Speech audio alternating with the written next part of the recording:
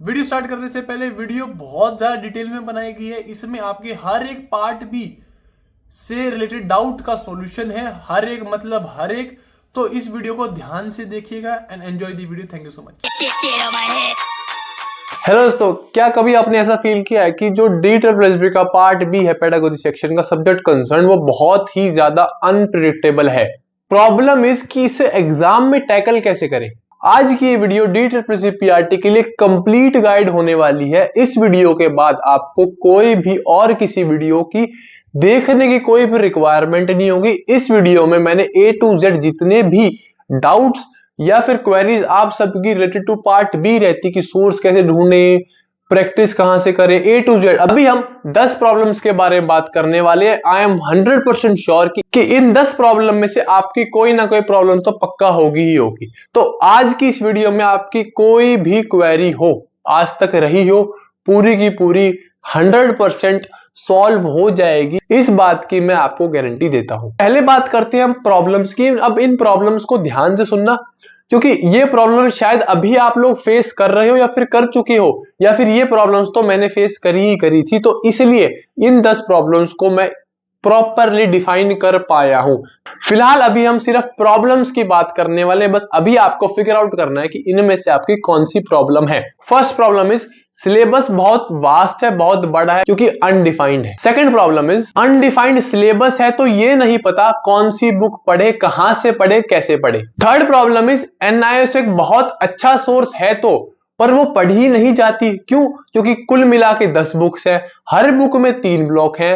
Total मिला के इन 10 books में मैंने गिने में पर्सनली 31 ब्लॉक्स हैं, 31 ब्लॉक्स हैं। तो वो पढ़े कैसे, वो एक प्रॉब्लम है। इसी का एक सब पार्ट है कि क्या सर एनआईएस ना पढ़ के एनआईएस समरी से काम चल जाएगा कि नहीं चल जाएगा। फोर्थ प्रॉब्लम इज एनआईएस पढ़ तो रहे हैं, समझ भी आ रही है, क्वेश्चंस ही अटेम्प्ट नहीं हो पा रहे हैं। फिफ्थ प्रॉब्लम इज कि एनआईएस तो पढ़ ली, पर अब जो मिसलेनियस थ्योरीज है, मिसलेनियस कंटेंट है, वो कहां से पढ़े जहां से क्वेश्चन पूछे जा रहे हैं। सिक्स्थ प्रॉब्लम इज कि 2022 के इतने जो पीवाईक्यूज हैं, उसमें इतने सारे मिसलेनियस सोर्सेज हैं, वो कहां से ढूंढे और कैसे पढ़े। सेवेंथ क्वेश्चन इज कि क्वेश्चंस की बेस्ट प्रैक्टिस कहां से करें। एट्थ क्वेश्चन इज कि अब सारी चीजें पढ़ तो ली है, पर अब नोट्स इतने बन गए हैं, तो उनका रिवीजन कैसे करें। नाइन्थ और 10th प्रॉब्लम एक यूनिट की तरह काम करेगा, जिसको मैं साथ में डिस्कस करने वाला हूं आगे सॉल्यूशन में। नाइन्थ प्रॉब्लम इज कि 2022 के पीवाईक्यू समझ ही नहीं आते कि करे कहां से। कहीं पर एक प्रॉपर डिफाइंड सॉल्यूशन या फिर जिसपे हम विश्वास कर सके, वो सॉल्यूशन कहीं है ही नहीं। एंड 10th प्रॉब्लम इज कि सर ये सब इतनी सारी चीजें देखने में, पढ़ने में, ढूंढने में, फिर करने में टाइम बहुत लग जाएगा। तो आप हमें एक ऐसी जगह बता दो जहां पे ये सारी चीजें एक साथ मिल जाए। अब चलते हैं सॉल्यूशंस पर। पहली प्रॉब्लम ये थी कि सिलेबस बहुत वास्ट है, बहुत बड़ा है, क्योंकि अनडिफाइंड है। जब भी हम तैयारी करते हैं, हमारे सामने 2 वेरिएबल्स आते हैं। पहले ऐसे वेरिएबल्स जिनको हम कंट्रोल कर सकते हैं, एंड सेकंड ऐसे वेरिएबल्स जिनको हम कंट्रोल नहीं कर सकते। तो अब सिलेबस तो डी ट्रिपल एस बी ने डिफाइन कर दिया है, इसको तो हम कंट्रोल कर ही नहीं सकते, ये अनकंट्रोल वेरिएबल है। पर हम ज्यादा से ज्यादा मैक्सिमम पढ़कर इस अनडिफाइंड चीज को कंट्रोल में ला सकते हैं। कंट्रोल तो नहीं होगी, बट कंट्रोल में ला सकते हैं। Second problem is undefined syllabus है, तो ये नहीं पता कौन सी बुक को रेफर करें। अनडिफाइंड सिलेबस है तो, पर based on PYQs of 2019 and 22 हम ये बता सकते हैं कि एनआईएस एक बहुत ही अच्छा और एक रिलायबल सोर्स है। तो अगर आप अपनी तैयारी जस्ट स्टार्ट कर रहे हैं, बेझिझक होकर, बिना सोचे समझे एनआईएस से आप स्टार्ट करें। एनआईएस की बुक्स की पीडीएफ हिंदी और इंग्लिश में आपको मिलेंगे कहां, वो आपको मेरी लैपटॉप स्क्रीन पे दिख जाएगा। Welcome to my laptop screen. अब इसमें देखने वाले हैं कि आप कैसे एनआईएस डीएलएड की जो बुक्स हैं, 10 बुक्स हैं, वो कैसे डाउनलोड कर सकते हो। आप गूगल पे जाके लिखना है NIOSDELED, ये आप लिख दोगे तो जो फर्स्ट लिंक है उसको आपको ओपन कर लेना है। इसमें आप जाओगे दिख रहा है आपको डीएलएड स्टडी मटेरियल, ये स्टडी मटेरियल जाओगे, आपको हिंदी इंग्लिश में चाहिए तो हिंदी इंग्लिश। तो ये आपके सामने अब खुल जाएंगी 10 बुक्स, आप देख पा रहे हो। 501, 502, 503, 504, 505, 6, 7, 8, 9, 10 और साइड में ही आपके लिए हिंदी की जो बुक्स का लिंक है वो है 501, 502, 503। तो यहाँ जाके आप डाउनलोड कर सकते हो इनको। थर्ड प्रॉब्लम इज कि एनएस एक अच्छा सोर्स है तो, पर उसमें 10 बुक्स हैं, तो उन्हें पढ़े कैसे। बात ऐसी है कि एनआईएस एक प्रोसेस है। अब इस प्रोसेस से आप गुजर चुके हो कब, जब आपने डीएलएड करी होगी, डाइट करी होगी, इसमें जो कंटेंट पढ़ाया गया वही सेम टू सेम एक national institute of open schooling है, इन्होंने भी प्रोवाइड कर रखा है कि इधर भी पहले डीएलएड होती थी, तो ये भी एक रिलायबल सोर्स है। बेशक आप वो पढ़ाई भूल गए हो तो इस प्रोसेस के थ्रू आपको जाना ही पड़ेगा, आपको ये 10 बुक्स पढ़नी ही पड़ेंगी, इसका कोई बाईपास नहीं है कि सर पढ़ ही नहीं जा रही है, भाई पढ़नी ही पड़ेंगी। हाँ बोरिंग है, फोटोज नहीं है किताब में, लगातार कंटेंट कंटेंट कंटेंट पढ़नी पड़ेंगी और कोई बाईपास नहीं है। और ये तो वही बात होगी कि आपने आईएएस की तैयारी करी और आप मेरे से पूछ रहे हो क्या सर एनसीईआरटी के बिना काम चल जाएगा क्या? तो भाई एनसीईआरटी के बिना काम नहीं चलेगा, इसमें भी बिना एनआईएस के काम नहीं चलेगा। अब इसी का सब पार्ट कि जिनसे एनआईएस नहीं पढ़ी जाती वही पूछते हैं कि एनआईएस समरी पढ़ के काम चल जाएगा। बात ऐसी है कि जो एनआईएस समरी की बुक है वो आपके लिए उस पॉइंट पे बेनिफिशियल है जब आपने एनआईएस एक बार पढ़ ली हो। वो समरी है भाई, समरी। अब हम बचपन में पढ़ते थे, एक बड़ा पाठ पढ़ लिया और फिर उसकी समरी दी, क्या उस समरी में वो माइन्यूट डिटेल्स होती हैं? कुछ ना कुछ तो छूटेगा ना उस समरी में, और फिर चैप्टर में फर्क क्या होगा? और अगर आप ये सोच रहे हो कि एनआईएस समरी को सिर्फ पढ़ के मेरा पेपर क्लियर हो जाएगा, तो गलत सोच रहे हो भाई, एनआईएस पढ़ना स्टार्ट कर दो। फोर्थ क्वेश्चन इज कि एनआईएस पढ़ भी रहे हैं, समझ भी आ रही है, पर जब क्वेश्चन अटेम्प्ट करने जा रहे हैं तो क्वेश्चन हमसे अटेम्प्ट ही नहीं हो रहे हैं, तो अब क्या करें? एनआईएस भी पढ़ लिया आपके कहने पर, अब क्वेश्चन अटेम्प्ट नहीं हो रहे, टाइम भी लगा दिए इतना। देखो जब आप एनआईएस पढ़ोगे तो उसके अंदर आपके सामने दो कंटेंट आएंगे, पहला एक अंडरस्टैंडिंग बेस्ड, दूसरा factual based. Understanding based question की ऐसी बात है कि वो हर दूसरे तीसरे बच्चों को पता होंगे। अंडरस्टैंडिंग यार एक बेसिक एनआईएस की बुक्स या फिर डीएलएड या फिर डाइट की फिलोसफी क्या है, चाइल्ड सेंटर्ड एजुकेशन, तो उसके बेसिस पर अंडरस्टैंडिंग बेस्ड कोई सवाल आएगा तो जिस बच्चे ने एनआईएस पढ़ी हो नहीं पढ़ी हो, भाई डाइट डीएलएड तो करके आया ना अगला, बेसिक फिलोसफी उसके दिमाग में, वो हर दूसरा या तीसरा बच्चा उन अंडरस्टैंडिंग बेस्ड वाले सवाल को कर देगा। जो सेकंड टाइप का कंटेंट मिलेगा वो फैक्चुअल बेस्ड मिलेगा, जिसमें कोई अंडरस्टैंडिंग कहीं भी काम नहीं आएगी। वो पर्टिकुलर फैक्चुअल कंटेंट ऐसा है जो आपको दूसरे बच्चों से लीड दिलाएगा। तो अगर आपको ऐसे जानना है कि सर ऐसा कैसे कि फैक्चुअल बेस्ड कंटेंट हमें लीड दिलाएगा, तो ये जो सामने मेरे वीडियो आ रही है ये आप जाके देख लेना, ऊपर आई बटन में आपको इसका लिंक भी मिल जाएगा, आपको पता लग जाएगा जो इसके एंड में क्वेश्चंस हैं, पहले खुद ट्राई करना और फिर वीडियो देखने के बाद आप ट्राई करना, तो आपको पता लग जाएगा कि फैक्चुअल चीजों का कितना ज्यादा काम है। फिफ्थ प्रॉब्लम इज कि सर एनआईएस तो पढ़ ली, बट अब इतनी सारी मिसलिनियस थ्योरीज कंटेंट हमारी बच गई हैं, तो वो कहां से कवर करें? एनआईएस को पढ़ने के बाद आप जंप कर सकते हो 11th 12th की साइकोलॉजी की बुक्स पर। मैक्सिमम कंटेंट आपका एनआईएस में कवर हो गया होगा, जो फिलर्स बच के, जो थोड़ा अलग कंटेंट बच गया, वो आप 11th 12th की साइकोलॉजी की बुक से आप कवर कर लो। अच्छा 11th 12th की ही एनआईएस की भी साइकोलॉजी की बुक्स आती है, तो वो 11th 12th की साइकोलॉजी की एनआईएस की बुक्स और ये एनआईएस वो ऑलमोस्ट सेम है। तो जहां थोड़ा डिफरेंस दिखेगा कंटेंट में वो 11th 12th की एनसीईआरटी की साइकोलॉजी की बुक्स में दिखेगा, तो उसके बाद आप वो कवर कर सकते हैं। अब बात आती है कि सर इग्नू की भी बहुत सारी अब बुक्स हैं, अब उनमें से कौन सी कवर करें? देखो बेस्ड ऑन पीवाईक्यूज जहां तक मैं अभी तक देख पाया हूं, कोई भी एज सच पर्टिकुलर कोर्स या फिर ब्लॉक उन्होंने नहीं उठाया है कि हाँ भाई इसी कोर्स से हम आपको क्वेश्चंस देंगे। वो बहुत ही सोर्स बटे हुए हैं। अभी कुछ इंपॉर्टेंट पीडीएफ्स मैं आपको अभी स्क्रीन के सामने दिखाऊंगा, हर एक पीडीएफ में से 2022 में कम से कम 5 से 10 सवाल पूछे गए हैं, हर एक पीडीएफ में से, विद प्रॉपर प्रूफ मैंने पीवाईक्यूज में दिखाया हुआ है। अब देखो ऐसा बताया कि कोई भी पर्टिकुलर बुक या फिर ब्लॉक या फिर कोई कोर्स नहीं है जहां इग्नू का, जहां से डीसीएसपी सवाल उठा रहा है। अलग अलग पीडीएफ हैं, कोई कोई बाहर देश की भी हैं, बट हाँ इस बात की गारंटी कि बिल्कुल टू द लाइन सवाल उठाएंगे, बिल्कुल टू द लाइन, मतलब कि जिस जो लाइन इस बुक में लिखी हुई है बिल्कुल एग्जैक्ट, और वही सेम एग्जैक्ट लाइन कहाँ पे आपकी पेपर में। इनको ढूंढने का तरीका बताऊंगा, इनको मैं आपको दे भी दूंगा, उसकी टेंशन मत लेना आप। ये MS 012 है, introduction to life characteristics and challenges. तो ये 64 पेजेस की पीडीएफ है, ये बहुत इंपॉर्टेंट है। इसमें से स्टार्टिंग की 7 मार्च की 3 शिफ्ट थी, 16 मार्च की शायद 2 या 3 शिफ्ट थी, है ना, 2 शिफ्ट थी जहाँ तक मुझे आता है। इसमें से कम नहीं तो 10 से 15 सवाल उठाए गए हैं। उसके बाद ये है जिड्डू कृष्ण मूर्ति जी हैं हमारे, जो इंडियन कोई साइकोलॉजिस्ट थे, Krishna Murti, education and significance of life. इस पर्टिकुलर 112 की पेजेस की किताब से हर एक शिफ्ट में 7 मार्च से लेके 20 मार्च में भी आया है और शायद 23 मार्च में भी आए हैं सवाल, इस पर्टिकुलर किताब से। तो कोई लिखे हुए ना ये ये मार्क किए हुए, बस उठा के दे दिए simple, particular line to line बिठा के दे दिए बस। उसके बाद एक ये है, पता नहीं कौन, अब इतनी सारी, ये सारी इग्नू की पीडीएफ ही हैं, जो ये बुक थी ये तो अलग बुक थी, बट ये इग्नू की फिर से पीडीएफ है। अब जो ये मेरे को मिले आपको बता दूंगा कैसे ढूंढने हैं, और आपको दे भी दूंगा, उसकी चिंता मत लेना।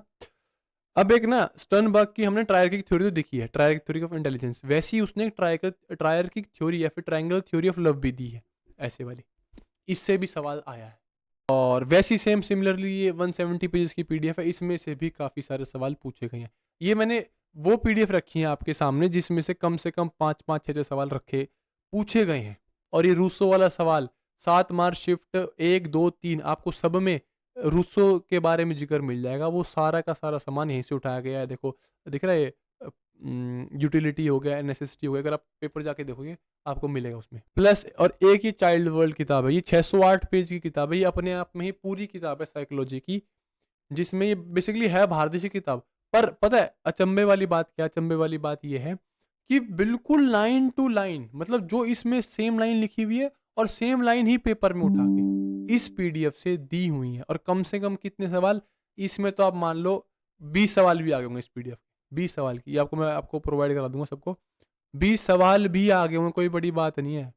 और आपको गिनवा दूंगा, गिनतियों पे गिनवा दूंगा, और जिसने अभी तक सारी क्लास देखी है उसको तो पता ही है कि हाँ भाई ये पीडीएफ इंपॉर्टेंट है। एनआईएस और 11th-12th एनसीईआरटी के अलावा ऐसा कोई फिक्स सोर्स नहीं कि जहाँ से आपको सीधे सवाल मिल जाएंगे, उसमें आपको बहुत सारे मिसलेनियस सोर्सेज देखने पड़ेंगे। सिक्स प्रॉब्लम इज कि सर 2022, सिक्स प्रॉब्लम इज कि 2022 के जो पीवाईक्यूज हैं वो इतने मिसलेनियस सोर्सेज उठा रखे हैं, तो उन्हें कवर कहां से करें, वो ढूंढे कैसे। तो अभी आपको मैं दिखाने वाला हूं कि इन पर्टिकुलर क्वेश्चंस को, इन पर्टिकुलर सोर्सेज को आपको कैसे ढूंढना है। तो आप चलते हैं मेरी लैपटॉप स्क्रीन पर। अब मैं आपको दिखाने वाला हूँ कि आपको अगर कोई पर्टिकुलर मिसलेनियस सोर्स निकालना हो इग्नू का, या फिर जहाँ से क्वेश्चन उठाया गया है पर्टिकुलरली, वो आप कैसे ढूंढ सकते हो। ठीक है, तो फॉर एग्जाम्पल मैं आपको दिखा रहा हूँ फिलहाल, जैसे ये वाला सवाल है, which of the following is not included in the decoding process, writing level, intonation level, phonemic level बोल लो, पोएम बोल लो, कुछ बोल लो, है ना, और सिलेबली लेवल। तो ये सवाल है, ठीक है। अब इस पर्टिकुलर जो डिसिप्लिन 3 है, ये है 26 मार्च शिफ्ट 1 का सवाल, जो अभी जस्ट मैं एनालाइज करने बैठा हुआ था। तो अब मेरे सामने एक एग्जाम्पल आ गया, तो मैं आपको दिखा रहा हूँ। अब जैसे ये सवाल है, डिकोडिंग प्रोसेस बताना है, कौन सा डिकोडिंग प्रोसेस नहीं है, तो हमें पता है राइटिंग लेवल कोडिंग प्रोसेस है। पर प्रॉब्लम इज कि इस डिसिप्लिन 3 में कुछ ऐसे मिलते जुलते सवाल आ रखे हैं, पर दिखा दूंगा, कोई चिंता नहीं है। अब जैसे मुझे निकालना है कि भाई ये सवाल उठाया कहाँ से गया, एटलीस्ट पता तो चले, क्योंकि इसमें लिखा हुआ है कि कोडिंग प्रोसेस में राइटिंग लेवल नहीं है, मतलब बाकी लेवल तो है, तो एटलीस्ट पता तो लगे और इन 3 के अलावा और कितने लेवल्स हैं, ये मुझे पता करना है।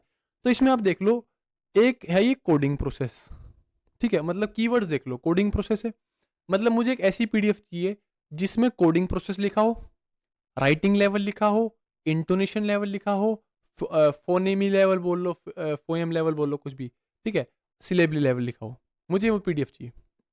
ठीक है, तो फिलहाल मैं देखता हूँ, चलो वो पीडीएफ दिखाओ मुझे जिसमें डिकोडिंग प्रोसेस लिखा है और इंटोनेशन लेवल लिखा है, ठीक है, और इग्नू की चाहिए मुझे। देखो, डिकोडिंग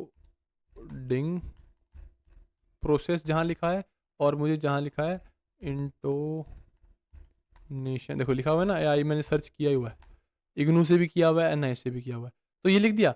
अब इन डबल इन्वर्टेड कॉमर्स का मतलब ये है कि सिर्फ मुझे वही वेब पेजेस दिखाना जहाँ पे डिकोडिंग प्रोसेस भी लिखा हो और जहाँ पे इंटोनेशन लेवल भी लिखा हो, सिर्फ वही वेब पेजेस दिखाना जिसमें डिकोडिंग प्रोसेस भी लिखा हो और इंटोनेशन भी लेवल भी लिखा हो। और चाहिए कहाँ के वेब पेजेस, भाई इग्नू बेस्ट सोर्स है, इग्नू के दिखा दो। अब ये आ गई पहली, देखो पीडीएफ, देखो दिख रही है, लिखा हुआ है यू विजिट ऑफन, अभी जस्ट क्योंकि मैं अभी देख ही रहा था तो इसलिए मैंने दिखा दिया आपको। अब इसको खोल लिया मैं नए टैब में, एक और पीडीएफ आई इग्नू की, ये भी खोल लेते हैं भाई, दोनों खोल लिए मैंने। चलो अब इसमें ज़रा देखते हैं वो चीज़ कहाँ लिखी हुई है। मैं सर्च करता हूँ इसमें इंटोनेशन लेवल, INTONATION, इंटोनेशन, थोड़ा सा टाइम देना सर्च करने के लिए। ये रहा, देख रहे हो, सेम चीज़ आ गई। Some of the significant decoding process are, तो ये डिकोडिंग प्रोसेस है कौन कौन से, फोनेमी लेवल यार कुछ बोल लो, ठीक है, syllable level, word level, syntax level, intonation level, इनका मतलब भी आगे साथ के साथ आ गया मतलब। अब ध्यान देना, आप ये पीडीएफ आ गई 88 पेज की मेरे पास। अब वो ये कह रहा था मैं, इस पर्टिकुलर डिसिप्लिन 3 में, इस पर्टिकुलर डिसिप्लिन 3 में 3 सवाल ऐसे हैं जो इसी पीडीएफ से उठाए गए हैं। 3 सवाल हु ब के हु, बिल्कुल सेम। एक सवाल आपको दिखा दिया, अगला सवाल मैं आपको दिखाता हूँ, रुको। अच्छा, एक चीज और बताओ, 2022 के जो क्वेश्चंस हैं आपके टेक्स्ट बुक के, तो क्या हो रखा है, जब इन्होंने कहीं से वो जब क्वेश्चन उठाए तो उनको शायद कहीं ना कहीं वो हिंदी वाली आंसर की मिली है, तो उन्होंने कन्वर्ट करके डाल रखे हैं, जिसकी वजह से काफ़ी सारे क्वेश्चंस की लैंग्वेज में प्रॉब्लम है। ठीक है, तो इस चीज़ का थोड़ा सा ध्यान रखना, मैं आपको बता दिया है। जो क्लास में है उनको तो पता ही है, मैं साथ ही दिखा देता हूँ। चलो जी, असेसमेंट फॉर लर्निंग, ये असेसमेंट फॉर लर्निंग है,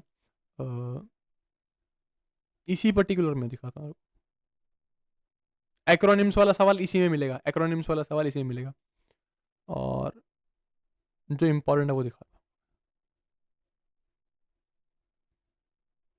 ये रहा, ये रहा। Comprehension of a heard discourse includes two kind of processes. Comprehension of a heard discourse include two kind of processes. Those are, अब शायद आपको इसका top down bottom down answer ना पता हो, मैं तो ये मानता हूँ 99% बच्चों को नहीं पता होगा, वो तो पक्का रीडिंग एंड लिसनिंग या फिर कोडिंग डिकोडिंग में से लगा के आते, है ना। अब सुनो ध्यान से, इसी पीडीएफ ही निकल गई मेरे। एक सवाल बताया एक्रोनिम वाला, एक ये बताया, और एक ये वाला देखो हर्ड डिस्कोर्स वाला। मैं सर्च करता हूँ इसमें, HEARD, हर्ड हर्ड, ये आ गया। Process in listening comprehension, comprehension of a heard discourse involves two kind of processes very much like reading. दो काइंड के प्रोसेस हैं, एक बॉटम अप प्रोसेस है, एक टॉप डाउन प्रोसेस है। जो बॉटम अप प्रोसेस है वो माइक्रो स्किल्स का इस्तेमाल करता है, और जो टॉप डाउन प्रोसेस है वो मैक्रो स्किल्स का इस्तेमाल करता है। अब माइक्रो मैक्रो स्किल्स इसके जस्ट ऊपर लिखी हुई है, ये भी इंपॉर्टेंट आ जाएंगी। जो भाई गुडित वाइट है, उन्होंने माइक्रो स्किल्स और मैक्रो स्किल्स दी थी लिसनिंग की। तो परसेप्शन स्किल्स और language skills are the micro skills, using language of the world, dealing with information और इंटरेक्टिंग विद स्पीकर्स, ये हैं 3 मैक्रो स्किल्स। तो कुल मिला के 5 स्किल्स दी, जिसमें 2 माइक्रो और 3 मैक्रो। अब उसके भी आगे क्या डिफाइन किया कि भाई हर्ड डिस्कोर्स में 2 काइंड ऑफ प्रोसेस होते हैं, एक बॉटम अप, एक टॉप डाउन। अब बॉटम अप माइक्रो स्किल्स का इस्तेमाल करता है और टॉप डाउन माइक्रो स्किल्स का इस्तेमाल करता है, और इसमें आगे भी ऐसी चीजें हैं जो कि आगे आने वाले पेपर में आ सकती हैं। तो ऐसे ही करके आप बाकी क्वेश्चंस भी ढूंढ सकते हैं, सारे क्वेश्चन मिलेंगे, सारे क्वेश्चन मिलेंगे। मुश्किल ही मुश्किल कोई होगा जो नहीं मिलेगा, वरना शायद को आपको मैं दिखा पाऊँ तो ये ऊपर ना 26 मार्च 2022 शिफ्ट 1 के लिए मेरे सामने अभी आपको शायद मेरे टैब्स ना दिख रहे हो, 41 पीडीएफ्स खुली में, जिसके अंदर से डिफरेंट डिफरेंट सोर्सेज में, लोगों को खोल के भी दिखा देता हूँ साथ के साथ। एक पीडीएफ ये जिसमें हियरिंग लॉस दे रखा है, profound hearing loss, severe hearing loss, मैं सारे इसी तरीके से निकाल रखी है, moderate hearing loss, mild hearing loss. अब एक मुझे मिली, अब शायद के साथ मुझे एक सरकार की भी मिली, जहां पे प्रोफाउंड अलग दिया हुआ है। यहाँ पे प्रोफाउंड देखो 71 to 90, अब यहाँ पे प्रोफाउंड कितना दिया हुआ है, 91 to अबव। ठीक है, तो इसके सपोर्ट मेरे पास और मटेरियल भी है। तो ये जितनी भी सारी देखो पीरियड्स ऑफ प्रीनेटल, ये सारी मैंने इसी के थ्रू निकाली हुई है, इसी के थ्रू, जैसे मैंने दिखाया तरीका आपको। देखो ये ना इग्नू की ना कहीं की है, बट इसमें सवाल आ रखा है, देखो ये सवाल आ रखा है इसके अंदर से। तो ऐसी पीडीएफ मिलेंगी जो ना इग्नू की मिलेगी, ना एनआईएस की मिलेगी, किसी की भी नहीं मिलेगी, बट सवाल आ रखा है इसमें। मैंने सारे उसी तरीके से निकाल रखे हैं, तो आप भी ऐसे ही सर्च करके निकाल सकते हो पीडीएफ। हाँ, टाइम टेकिंग है। उसके बाद 88 पेज की पीडीएफ निकलने के बाद कोई 88 की निकली, कोई 100 की, कोई 200 की, उसमें भी आपको फिर फिल्टर आउट कंटेंट करना पड़ेगा कि हाँ भाई इसमें से ये पढ़ने की चीज़, इसमें से ये पढ़ने की चीज़ नहीं है। ठीक है, तो ऐसे आप चीजें ढूंढ सकते हो खुद से। 7th प्रॉब्लम इज कि क्वेश्चंस की बेस्ट प्रैक्टिस कहां से करें। जब आप क्वेश्चंस की प्रैक्टिस स्टार्ट करें तो आपको सबसे पहले 2019 के पीवाईक्यू से अपने क्वेश्चंस की प्रैक्टिस स्टार्ट करनी है। वो स्टार्ट कब करनी है, जब आप एनआईएस के 502, 506 और 507 जो ब्लॉक्स हैं वो पढ़ लो, उसके बाद आप स्टार्ट कर सकते हो अपने 2019 के क्वेश्चंस की प्रैक्टिस। सिर्फ आपको क्वेश्चंस की प्रैक्टिस के लिए 2019 के और 22 के ही PYQs अटेम्प्ट करने हैं। अब बोलोगे सर सिर्फ 2 साल के ही क्यों? क्योंकि 19 में कुल मिला के 10 शिफ्ट थी और 22 में कुल मिला के 25 शिफ्ट थी, तो कुल मिला के टोटल 35 शिफ्ट इन टोटल, और हर में 100 क्वेश्चन इज 3500 क्वेश्चन। तो 3500 क्वेश्चन तो आपके यही हैं, और एक बार करने से कुछ चीज समझ नहीं आएगी, तो इन क्वेश्चंस की प्रैक्टिस आपको कम से कम 2 से 3 बार करनी पड़ेगी, तब जाके कुछ चीजें यहां घुसनी चालू होंगी। अब आपको जो 2019 के और 22 के PYQs हैं वो मिलेंगे टेक्स्ट बुक नाम की एप्लीकेशन पर। एक चीज का ध्यान रखना कि बीच बीच में काफी सारी ऐसी शिफ्ट्स हैं जो कि मैंने खुद पर्सनली देखी हैं, जिनमें क्वेश्चन गलत है या फिर क्वेश्चन की फॉर्मेशन गलत है टेक्स्ट बुक पर, बट फिलहाल के लिए अभी बेस्ट सोर्स वही है, आप उसी को फॉलो करें। 8वीं प्रॉब्लम इज कि सर अब चीजें तो हमने सारी पढ़ ली ऑलमोस्ट, पर अब नोट्स इतने बन गए हैं कि रिवीजन ही नहीं हो पा रहा है। देखो पहली बात तो रिवीजन की ऐसा कोई ट्रिक नहीं है कि ये जो सामने दो किताबें मेरी फटाफट याद हो जाए फिर रिवाइज कर दो, उनको आपको डेली खोलना पड़ेगा, देखना पड़ेगा, सिंपल वही चीज है रिवीजन, इसलिए उसे हम रिवीजन बोलते हैं। हाँ एक टिप जरूर है कि जब आप रिवाइज करो तो उसमें आपका मैक्सिमम फोकस फैक्चुअल क्वेश्चंस को याद करने में होना चाहिए। क्यों? क्योंकि वही पिछली वाली बात, अंडरस्टैंडिंग बेस्ड क्वेश्चन तो हर दूसरा तीसरा बच्चा करके आएगा। अब पूछ लेंगे कि भाई राघव स्कूल जा रहा है, अब राघव को कैसा एनवायरनमेंट प्रोवाइड करे, ऑप्शन दे देंगे, वो हर बच्चा कर देगा। पर फंसेंगे कहां चीजें, जब पूछ लिया कि जीन जैकस रूसो साहब ने कौन सी किताब लिखी थी। अब जो बच्चे ने NIS या फिर मिसलेनियस सोर्सेज या फिर फैक्चुअल चीजों पे ध्यान नहीं दिया, वो 100% है इस सवाल को नहीं कर पाएगा। तुक्का मार दे अलग बात है, वरना नहीं कर पाएगा। पर जब आपको पता है कि हाँ भाई फैक्चुअल चीजें हमने पढ़ी, अच्छे से पढ़ी है, तो आपको पता होगा कि भाई जीन जैकस रूसो साहब ने इमाइल नाम की किताब लिखी थी, लिखी थी। तो वही चीज है, जब आप रिवीजन करें तो आपका मैक्सिमम फोकस सिर्फ और सिर्फ फैक्चुअल चीजों पर ज्यादा होना चाहिए, उनको मेमोराइज करने पर ज्यादा होना चाहिए। 9th प्रॉब्लम इस कि 2022 के जो PYQs हैं वो समझ ही नहीं आते हैं कि कहां से करें, जहां पे हमें एक पर्टिकुलर सटीक सॉल्यूशन मिल जाए विद सोर्स। देखो पहली बात, 2022 के PYQ कोई भी एजुकेटर नहीं कराएगा। क्यों? क्योंकि उसमें भार बहुत है, इतने सारे मिसलेनियस सोर्सेज हैं, फिर क्वेश्चंस हैं, फिर उनके एक्सप्लेनेशन है, नहीं कराएगा। और अगर कोई करा भी देगा ना, with proper sources and with proper explanation नहीं करा पाएगा। वो अलग बात है, हाँ भाई क्वेश्चन की अच्छा ये ठीक है, ये ठीक है, वो वैसे तो कोई भी करा देगा, दूसरी क्लास का बच्चा करा देगा, क्योंकि क्वेश्चन ही इतने मिसलेनियस सोर्सेज से उठाया गया है। अगर आपके पास एक पर्टिकुलर सोर्स दिखाने के लिए ना हो तो उस पर्टिकुलर क्वेश्चन की एक्सप्लेनेशन देना इज नेक्स्ट टू इम्पॉसिबल। और 2022 के क्वेश्चन अगर आप टेक्स्ट बुक से कर रहे हो तो उनकी एक्सप्लेनेशन पर ध्यान मत देना, काफी सारे क्वेश्चंस में जबरदस्ती की एक्सप्लेनेशन डाल रखी है। तो अगर 2022 के क्वेश्चंस की बेस्ट तैयारी करनी है विद प्रॉपर सोर्स के, अच्छा ये क्वेश्चन यहां से आया है, ये क्वेश्चन यहां से आया है, ये क्वेश्चन इस PDF में से, ये क्वेश्चन इस PDF में से, तो हम PYQ सीरीज कर रहे हैं, अब जरा उसको जाके देखो, तब आपको पता लगेगा कि हाँ भाई कितना सारा और कंटेंट है, आप कितना पीछे चल रहे हो। तो इससे जो जस्ट प्रीवियस वीडियो है वो PYQ सीरीज की, आप उसको जाके देखना। 10th प्रॉब्लम इज कि आपको proper sources NIS, IGNOU, NCERT इसको पढ़ने में बहुत टाइम लग जाएगा, प्लस जो मिसलेनियस सोर्सेज है उनको ढूंढने में टाइम लग जाएगा। वो ढूंढ भी लिए, पढ़ लिए, रिवाइज कर लिए, अब ये भी नहीं पता है कि क्वेश्चंस होंगे कि नहीं होंगे, क्योंकि शायद जो इंपॉर्टेंट कंटेंट था उसके अंदर वो आपने मिस आउट कर दिया, या फिर आपने उसको इतना इंपॉर्टेंट नहीं समझा, बट आप पेपर में देख रहे हो, फिर से वो किताब खोलनी है, फिर उसको मार्क करना, फिर उसको याद करना, और फिर क्वेश्चंस की प्रैक्टिस करना, फिर कंटेंट को फिल्टर करना। तो ये बहुत बड़ा काम है, बहुत बड़ा इसमें आपका टाइम इन्वेस्ट होने वाला है। खुद बताओ कैसा रहे कि कोई आपको NIS लाइन टू लाइन पढ़ा दे, IGNOU के मिसलेनियस सोर्सेज भी लाइन टू लाइन पढ़ा दे विद PDF, और साथ ही साथ ये भी बता दे कि क्या इंपॉर्टेंट है, क्या पेपर में आ चुका है, क्या पेपर में आ सकता है, और क्या पेपर में अभी तक नहीं आया है, और 2022 के सारे पेपर करवा दे, विद प्रॉपर पीडीएफ कि हाँ भाई ये क्वेश्चन इस पीडीएफ में से, ये क्वेश्चन इस पीडीएफ में से, ये यहां से आया, ये यहां से आया। Let me introduce you to DEEE pedagogy special, जिसमें हम 145 क्लासेस ऑलरेडी कर चुके हैं। More than 200 hours of content अभी तक हो चुके, क्योंकि हर क्लास ऑलमोस्ट 1 घंटे की, 1.5 घंटे की, कुछ क्लासेस ऐसी भी हैं जो कि 2 घंटे की भी हैं, with proper marked PDFs. Her class में साथ के साथ नोट्स भी बनवाए गए हैं इंपॉर्टेंटली कि ये लिख लो, ये लिख लो, ये लिख लो, याद कर लेना।